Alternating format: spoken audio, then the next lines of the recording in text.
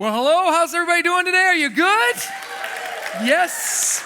I hope you're great watching online. My name is Bill. I have the incredible privilege of being the lead pastor here, and we're so glad that you're here. Now, we're going to begin with some active participation, all right?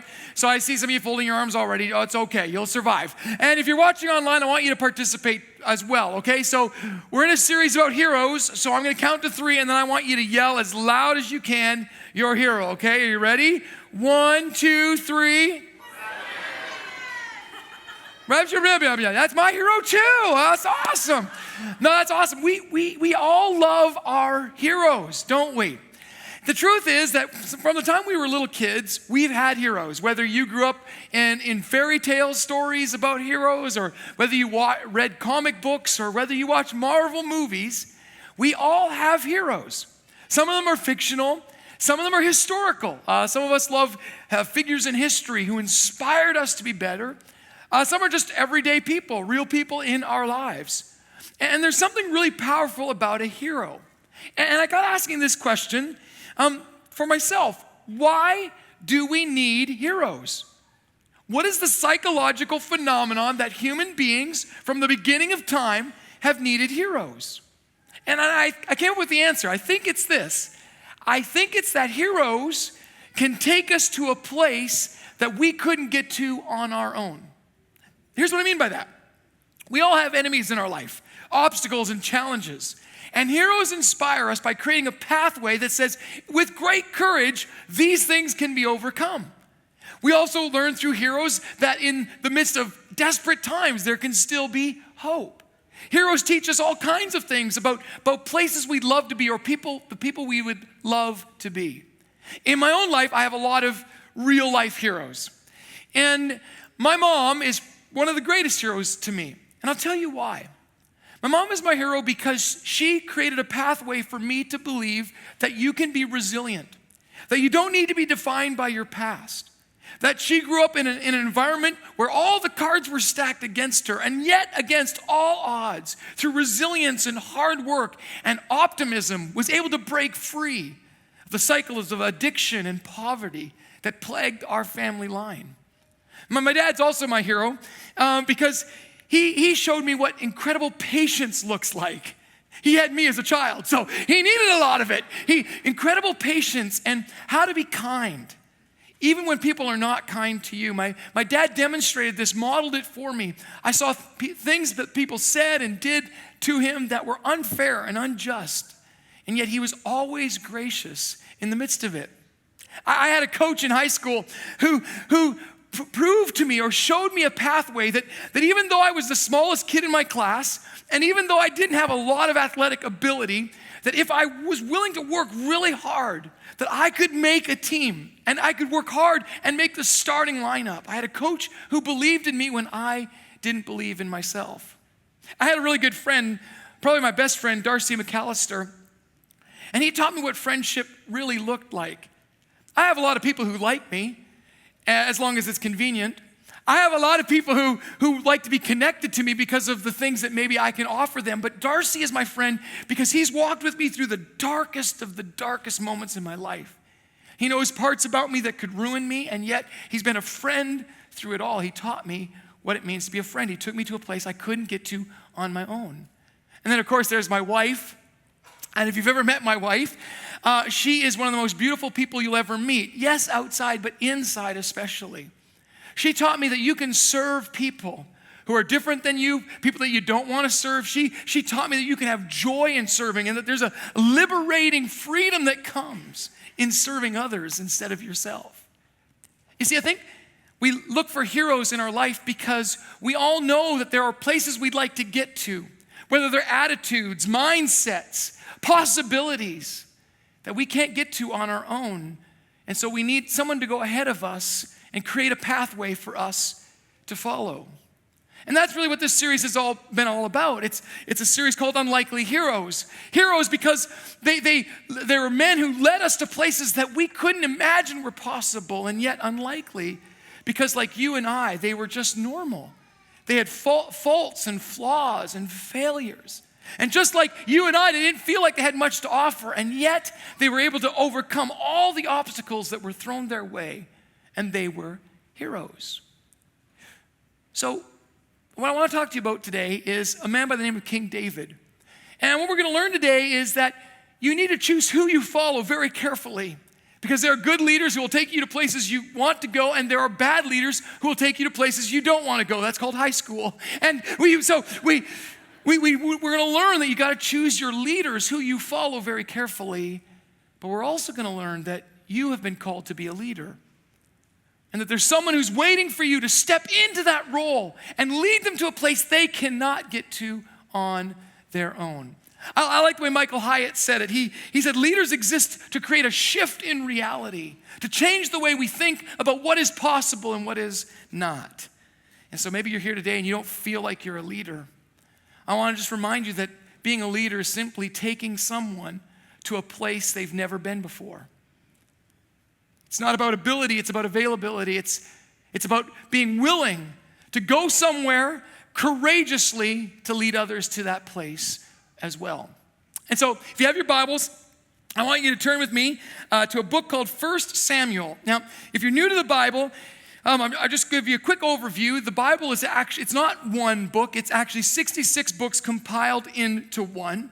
And the books of 1st and 2nd Samuel, which are in what we call the Old Testament, they happened about 1,000 years before Jesus, are historical books. And they're going to tell this story about a king, actually a couple of kings, King David and King Saul. And in 1 Samuel 16:7, we're going to be introduced to the hero of our story, and we're going to be shown that heroes are not born, they're made. What we're going to see in this story is that to be a hero, all you have to do is be someone worth following. And that is possible for every one of you in this room, every one of you watching online, that someone is waiting for you to create a pathway for them to follow to freedom. So in 1 Samuel 16:7, here's the story. So Israel was a tribal nation. They were made up of a bunch of tribes, and they didn't have a king. They had prophets. And these prophets would go and hear directly from God and then tell everyone what to do. But the problem was that as they became larger in number, their enemies started persecuting them. And so they were being raided, they were being attacked, things were being taken. And so they responded the way that everyone else around them responded. They said, we need a king who can be a warrior, who can defend us and fight off our enemies. And this is the misconception that we have, that we can put our trust in some human institution to save us, to deliver us. But what we're going to learn is that the problems aren't outside of us, they're inside of us. And we need someone to rescue us from us. But God allows them to have a king, and they pick the obvious choice. There's a guy by the name of Saul. He's very tall. He's very good looking. He's rugged. He looks like a warrior, and so they choose him. But the problem is he's a terrible king because on the inside, he's all messed up. And so as a result of that, he's about to lose his throne, and another king is going to come into his place. And so the prophet named Samuel is sent by God to a man by the name of Jesse. And Jesse has a bunch of sons, and God says, when you get there, I'm going to show you who the next king is going to be. So he shows up and says, okay, Jesse, great news. One of your boys is going to be king. And so I want you to bring them all in front of me. And so they bring the first son, the firstborn son. He's tall, he's handsome, he's got all the attributes that you'd look for in a leader. And God says, no, not him. All right. So Jesse brings the next one. Nope. The next one. Nope. The next one. Nope. 7 sons. They all go through the process, and Samuel says, no, God hasn't picked any of them. Are you sure you don't have another son? This is how overlooked David is. You think you get overlooked? You think no one appreciates your attributes? His father forgets he exists. So he says, oh yeah, I do have another son. He's in the field with the sheep. My youngest, David. And so they bring David before Samuel, and the Bible says he was kind of like ruddy or red in complexion, which he wasn't that overly attractive. He wasn't incredibly strong or vibrant. He was the youngest. And here's what God says to Samuel. And I think this is powerful, because if you can get a hold of this, it will transform the way you see yourself and your situation. So in 1 Samuel 16:7, God says to Samuel, do not consider his appearance or his height. This is when Samuel saw the first one and went, wow, yeah, he's definitely going to be the next king. Don't look at those things, for I have rejected him. The Lord does not look at the things people look at. People look at the outward appearance, but the Lord looks at the heart. You see, here's the great thing about being a leader, is it doesn't matter what anyone else thinks about you. It doesn't matter what everyone else sees. Maybe everyone else sees a little rugged shepherd boy who just should be in the pasture, quiet, in the shadows, hidden, forgotten. But God sees something greater in you. And maybe this is the first time you've ever heard this. But you came into this place today because I believe that God wanted to remind you that there's something inside of you that needs to be released so that someone can follow and find their freedom in your path. And so to be a great leader takes authenticity, integrity. It doesn't mean you're perfect, because none of us are. It just means that you are real about who you are, but you believe that there's greater, that God can do something more in and through you. And so let me ask you a question. What do you believe about yourself? Like, do you find yourself defining yourself by your past mistakes, by your limitations? When you look in the mirror, when people ask you what you do, when you believe about a new task or given an opportunity, what do you think about yourself? I was thinking about this because I was thinking that very few of you would put yourself in the category of heroes. We're very Canadian, right? As a matter of fact, we don't like our heroes. We want everyone to be the same. I can prove this to you in a simple statement. When Wayne Gretzky is at the peak, the best hockey player on the planet, maybe forever, most Canadians hate him. We hate everyone who rises to the top because we want everyone to be mediocre like us. But let me just tell you the truth. You are not mediocre. You've never been mediocre. You may have settled for it, but it's not who you truly are. That God sees something inside of you. There's something that needs to be released in you because someone is waiting for you to create a pathway to follow. And so maybe you're here and you've been hurt deeply in your life. And you've allowed yourself to be defined by the pain. Maybe in finding forgiveness, you can create a pathway for others to find it too. Or maybe you're here and you've made a mistake and you feel like you're labeled by that mistake and you can't escape it. It's like a scarlet letter that you're forced to wear everywhere you go. You're defined as that person at the family reunion. Maybe you need to overcome that and find victory so that you can lead others to that victory as well. Maybe you're here and you're terrified. You're afraid of taking on new things, new challenges. You believe the lies about yourself that you're a nobody. You'll never do anything great. Maybe you need to overcome with great courage and create a pathway for someone else to follow. Why? Because there's a child looking to you, parent. And they're looking to you, grandparent. They're saying, would you show me a way? I don't want to be caught in this family cycle. I don't want to be caught in this limitation. I need someone who's going to step into my life and courageously forge a new way of thinking, a new possibility. If I had $1 for every time I was told I can't, I'd be incredibly wealthy. You see, someone is waiting for you. Maybe it's a coworker. Maybe it's a friend. Someone who's going through a really difficult time, and you, because you overcame a situation, can help them navigate out of theirs. See, the choice for you is simply this. Are you going to get stuck in what people see, like King Saul, or are you going to believe what God sees in you today? That's faith.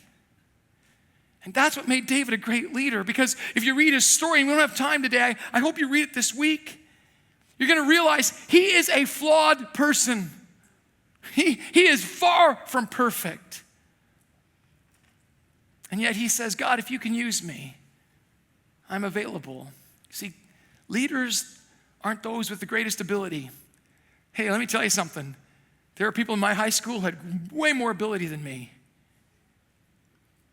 Great leaders have availability. They say, if there's an opportunity, I'll step into it, believing that God can help me do it. And the point is, God has called you. So if you want to be a great leader, the first thing you need to understand is that you need to be someone worth following, but then you need to create a pathway to follow. You see, this is where it takes courage, because there's a lot of people who talk a lot, right? Oh, I'm going to do this, I'm going to do that. Oh, this and that, and blah, blah, blah, blah, blah, blah, blah, blah, blah, and they do nothing. See, great leaders not only believe they can do it, they actually walk the path. Here's the great thing about success. It's a mountain peak experience, and it's uphill all the way. That's the reality. When you blaze a trail, it is hard slugging. But it's worth it because you create a pathway for someone else to follow.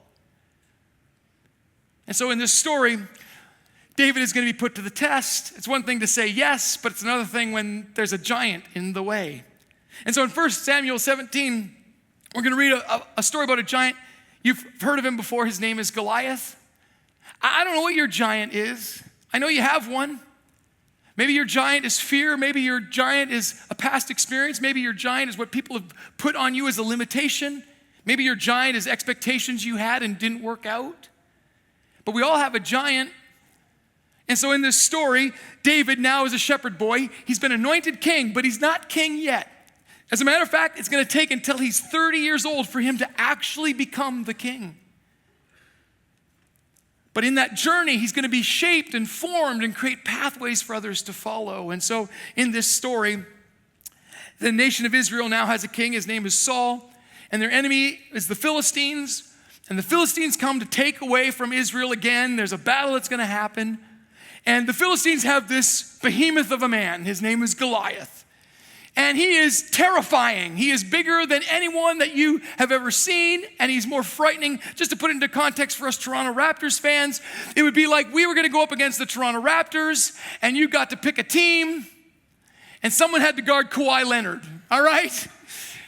It would seem like an impossible task. And then into this story, a little punk kid by the name of David steps up and says, I'll do it.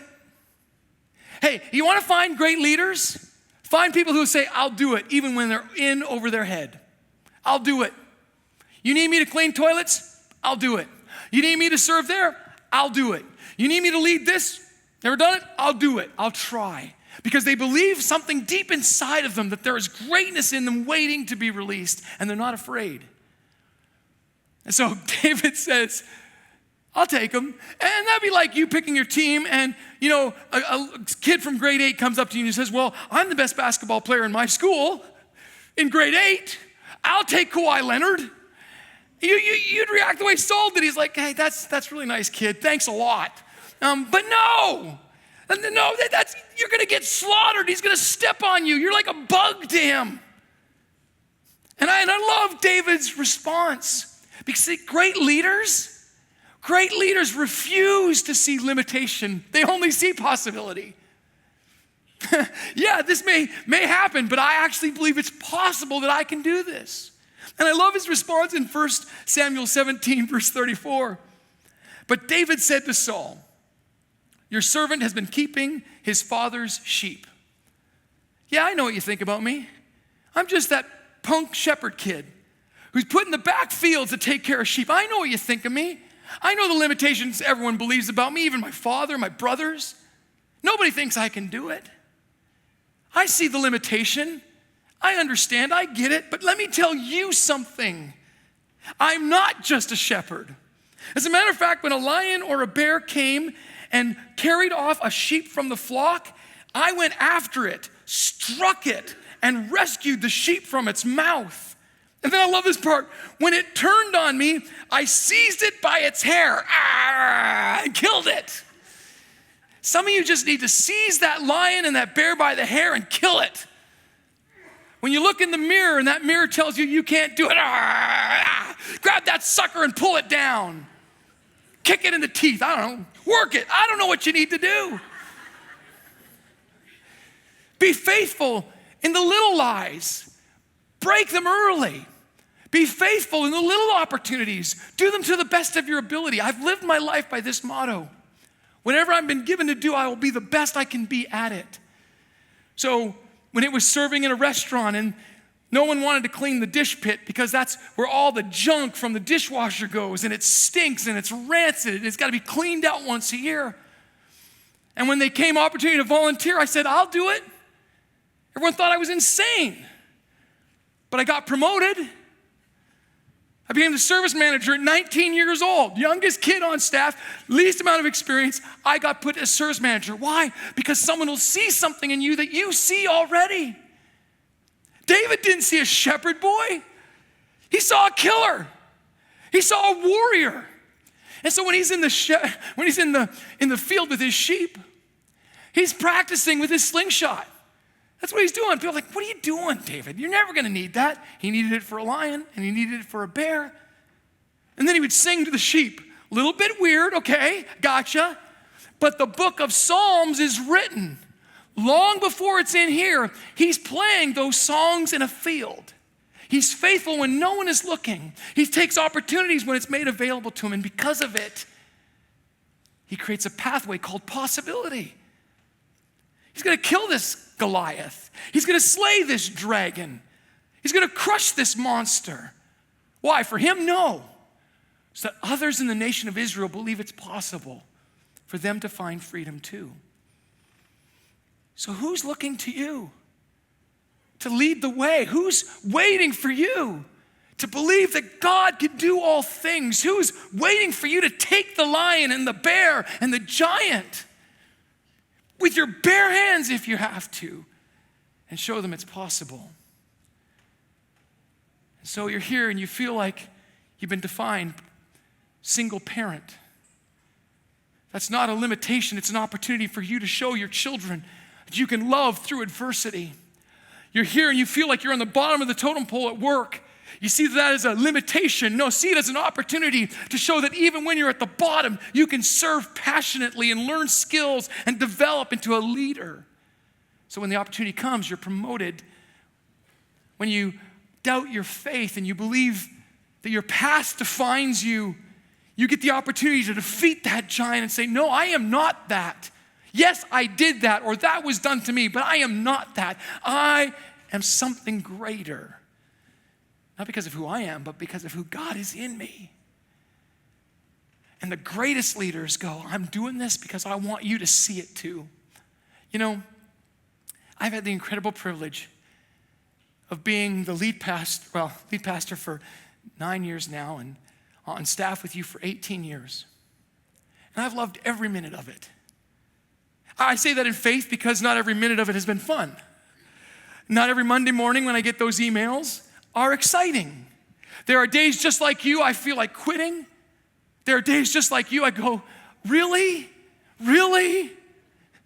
That's what you're going to say about me? There are days when just like you, it seems overwhelming. When people ask every week, when's the building going to be built? When's the building going to be built? When's the building? It's going to be built when it's going to be built, people. I don't know.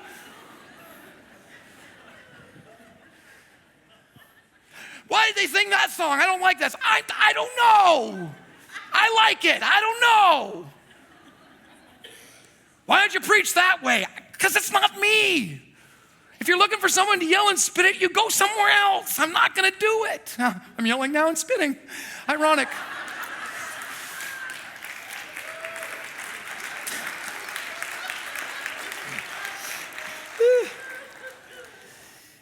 But I hope that I've shown you in the Niagara region where many people believe that it's not possible. In the Niagara region where many people believe that our best days are behind us. In the Niagara region where it's changing dramatically and quickly, I hope that I've shown you that when God is on your side, all things are possible. And when they tell you you can't build a building in the Niagara region because no one's ever done that before, you believe it anyway. And when people tell you you can't build a church that size in the Niagara region, you believe for it anyway. And when people tell you you can't do it, you say, maybe I can't, but God can. And I'm just going to trust him, and I'm going to carve a pathway for others to follow. I hope.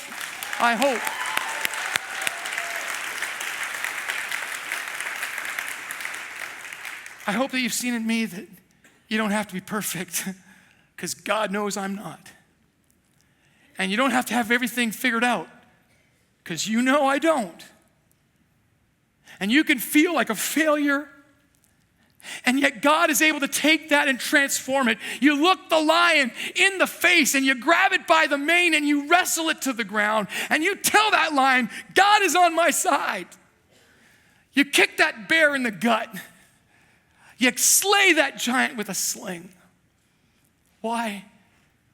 Because there's a whole army of people waiting for someone to have the courage and the tenacity and the vision to see what others can't and do what others won't, to lead them into victory. That's what this world is looking for, and it's what you and I have been called to.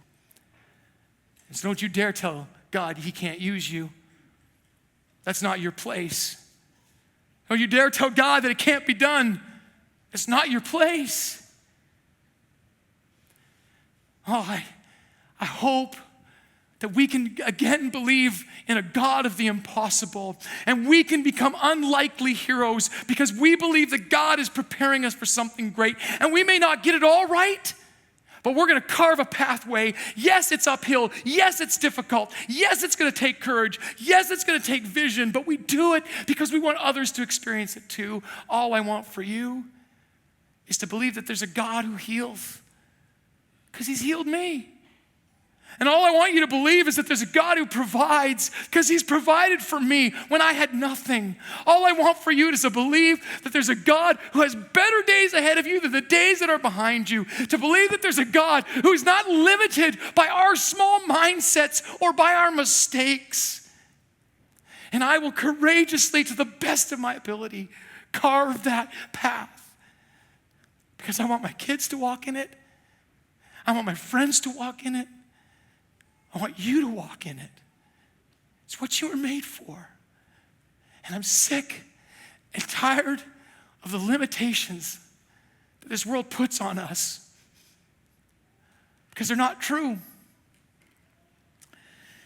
And so David becomes a king, proving that it's not in your ability, but it's in your availability. Proving that leaders are not born. Yes, some are more inclined to it. Yes, some are taller and more handsome than me. Yes, some have more going for them, but that's not what God sees. God sees those who are tenacious, who are willing to look at the giants and the lions and the bears of life and say, you don't define me. You will not destroy me, because God is fighting for me. That's the unlikely hero. And at the end of the day, my prayer for you is that when all the battles are fought and all the scars from the wars you've battled and all the shoulders are heavy from the weight you've carried, you can look back and see others following. Not because you were great, but because God was great in you. This is what it means to be an unlikely hero. And the greatest hero for us in this church is, of course, Jesus. For Jesus came and he created a pathway for us to experience what love really looked like, and forgiveness and freedom. And it was a bridge called the cross that bridged the gap between who we were and who we could be, what the world said we were and who God said we were. And by walking in his pathway, we found our freedom. That's why we can believe this as being true. And so I'm going to invite those who are being baptized to come to the front, and I'm going to invite the band onto the stage, because what's going to happen in these next few moments is we're going to celebrate in the waters of baptism those who are making this declaration. What I love about this is that there's nothing magical about this water, but there's a lot of powerful symbolism. And here's what's happening in this moment, and you and I get to be a part of it, not passive observers, but active participants in seeing those who walk into the water saying, I want to die to the limitations and the lies, the old me that was bound and tied by my addictions, by my attitudes, by limitations, by my mistakes. I want to die to that. And I want to come up out of that water new, identifying myself with Jesus in his resurrection, who promises that he makes all things new. And I'm going to make this commitment in front of all of you to follow his path, because it's the path to freedom. And so I'm going to encourage you in this place, all over this place. And if you've never been a part of this, it's about to get rowdy. I don't apologize for that in the least, because this is one of the greatest things that anyone can experience and celebrate. And so I'm going to invite you in this place to stand up as we celebrate those who are being baptized today.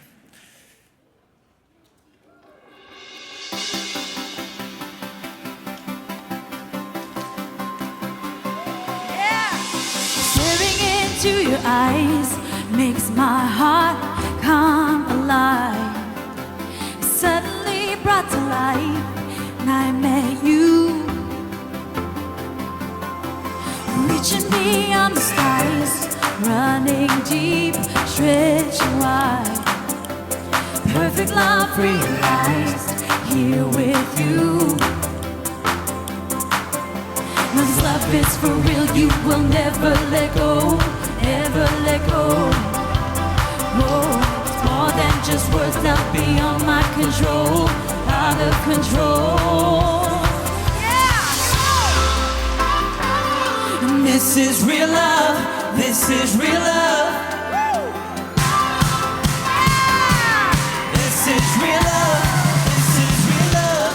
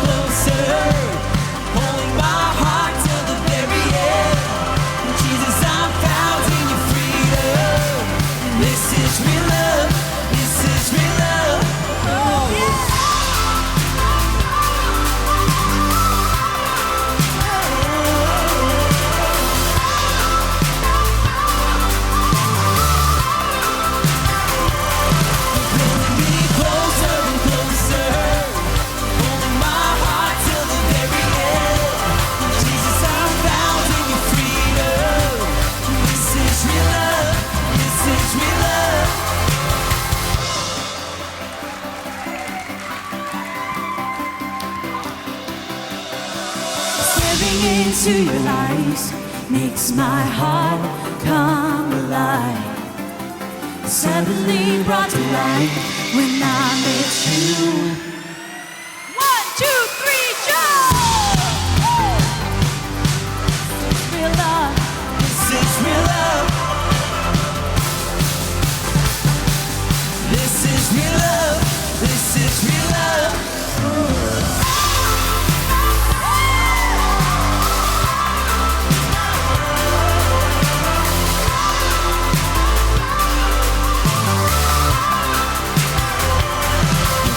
Me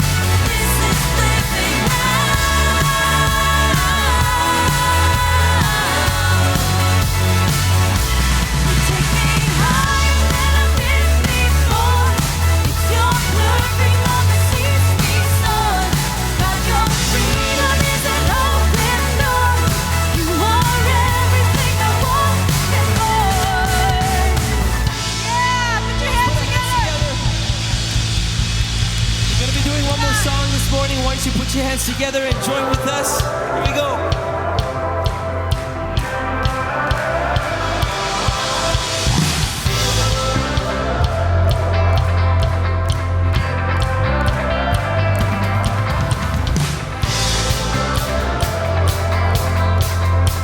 Come on, if you know this, I want to hear you sing it out. Here we go.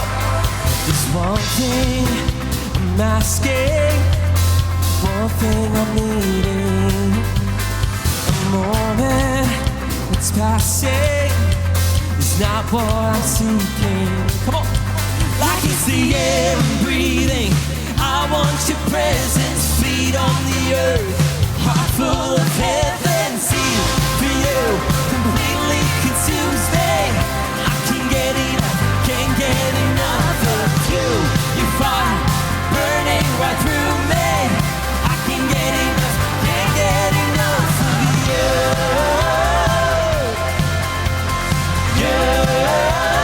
Can't get enough of you.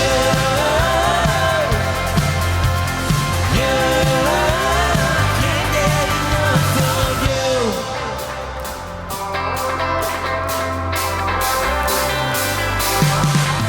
And after the spirit, more than a feeling, I don't need a reason, to keep chasing who you are. Come on. Like it's the air I'm breathing. I want your presence, feet on the earth, heart full of heaven. See for you completely consumes me. I can't get enough of you. Your fire burning right through me. I can't get enough of you. Can't get enough of you.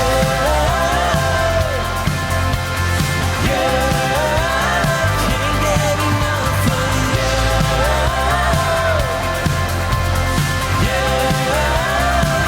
get enough of you. Come on, sing with me. Every beat is yours. Every beat is yours. You can have it all. Take over. Only you can. All I'm reaching for, you and nothing more. Take over like only you can. Every beat is yours. You can have it all. Take over like only you can. All I'm reaching for, you and nothing more. Take over like only you can. Come on, put your hands together.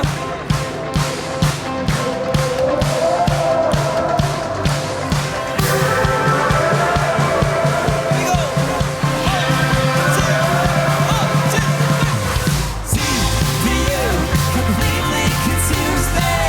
I can't get enough of you. Your fire burning right through me. I can't get enough of you. Can't get enough of you.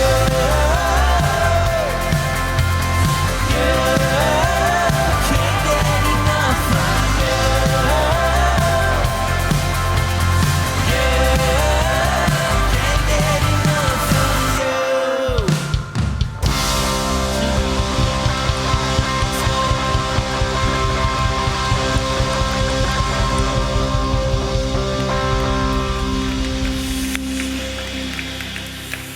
And so I hope today that you've been inspired in this series called Unlikely Heroes, realizing that the unlikely hero is you.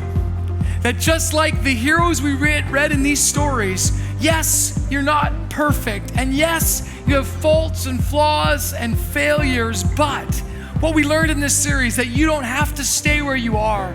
That if you allow God to transform your life, you can move into the place that you were created for. And as you do, you can create a pathway for others to follow. Listen, you just need to know something, that we at this church are not about religion and we're not about rules. We're simply about following a person, and his name is Jesus. He said, I am the way, the truth, and the life. And our desire is to create a pathway for people to experience the fullness of freedom that he brings. And so I bless you today with the reality that yes, this world is not the way it should be, but God put you here to make a difference. So be the unlikely hero in your home. Be that unlikely hero in your place of work, in your school. Be the unlikely hero in the neighborhoods that you live in, everywhere you go, by understanding that there's a God who is greater than our limitation. And so may you walk in victory and freedom and power everywhere you go. May you do so courageously, not being limited by your past, but believing in a God who gives us a great future. Carve that pathway so that others can follow in it. If you need help navigating what that means, we'd love to help you. Just interact with our online pastor, or at the front here with our prayer team, or at the great big blue wall. We'd love to help you there. But today I bless you with the truth that you're an unlikely hero, and someone is waiting for you to create a path for them to follow, a pathway into forgiveness, healing, wholeness, and restoration. Live it passionately. I bless you in the name of the Father, in the name of the Son, and in the name of the Holy Spirit. Amen.